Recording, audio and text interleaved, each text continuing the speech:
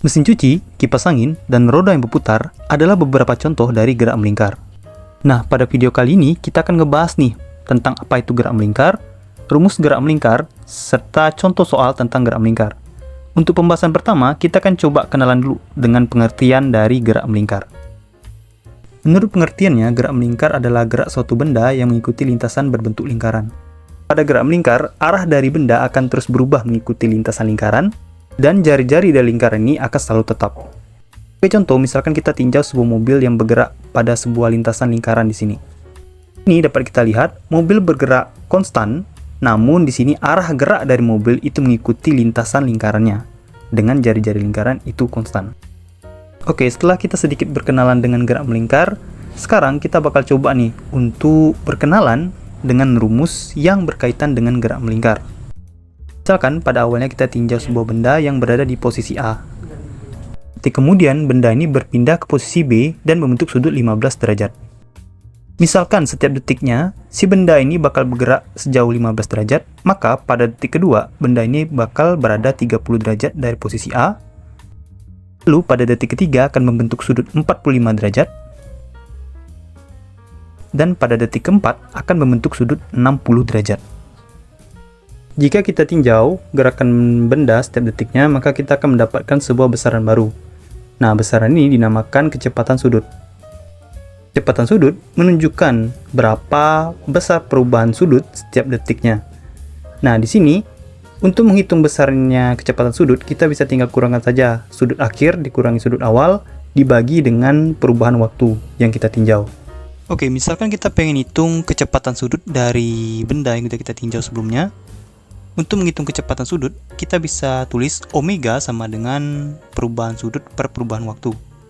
Nah, di sini untuk perubahan sudutnya kita kurangkan nih sudut akhir dikurangi sudut awal dibagi dengan selang waktunya T kurang T0. Oke. Dari soal atau dari kasus yang udah kita tinjau nih, di sini sudut akhirnya adalah 60 derajat dan sudut awalnya adalah 0 derajat di posisi A. Lalu selang waktunya atau T itu adalah 4 detik. Jadi dari perhitungan kita dapatkan besarnya kecepatan sudut adalah 15 derajat per detik.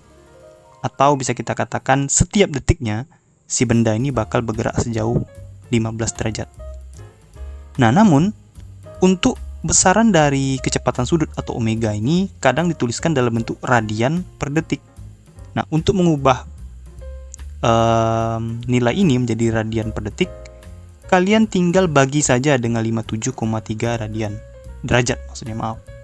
Dikarenakan 1 derajat itu bakal sama 1 radian itu bakal sama dengan 57,3 derajat, maka 15 derajat itu bakal sama dengan 15 dibagi 57,3 sama dengan 0,26 radian.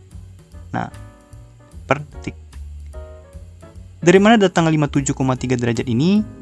Kita bakal coba bahas di konversi sudut ya nanti. Tapi saat ini kita coba ingat saja dulu bahwa 1 derajat itu sama dengan 1 radian, sama dengan 57,3 derajat. Nah, seperti itu. Salah satu besaran yang mesti kalian ketahui dari gerak melingkar adalah periode. Periode merupakan waktu yang dibutuhkan untuk menempuh satu lingkaran. Nah, di sini misalkan kita tinjau sebuah mobil yang bergerak dari titik A dan kembali ke titik A lagi, itu adalah 6 detik, maka periode dari mobil ini adalah 6 detik. Nah, untuk hubungan antara periode dan kecepatan sudut, kita bisa tuliskan sebagai berikut ya. Nah, misalkan kita ketahui nih, besarnya kecepatan sudut atau omega itu sama dengan perubahan sudut per waktu, gitu ya. Nah, di sini kita ingat bahwa berapa total sudut dalam satu lingkaran. Dalam satu lingkaran, total sudutnya adalah 360 derajat, oke? Dan waktu yang dibutuhkan untuk menempuh satu lingkaran itu adalah periode. Jika kita ingat 360 ini sama dengan 2pi, maka bisa kita tuliskan omega atau kecepatan sudut itu sama dengan 2pi per t ya. Jadi ini adalah hubungan antara kecepatan sudut dan periode. Nah, selanjutnya selain periode ada juga yang namanya frekuensi. Nah, untuk frekuensi besarnya adalah 1 dari periode.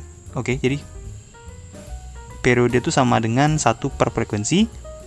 Atau ya definisinya, frekuensi itu merupakan banyaknya putaran dalam 1 detik. Jadi kebalikan dari periode ya. Untuk mencari frekuensi di sini, dikarenakan kita punya 1 per F, maka F-nya bakal naik ke atas, dan kita dapatkan omega itu sama dengan 2πf. Nah, jadi omega sama dengan 2pi per T, dan omega sama dengan 2pi dikali F. Jadi itu hubungan antara kecepatan sudut dengan periode dan frekuensi.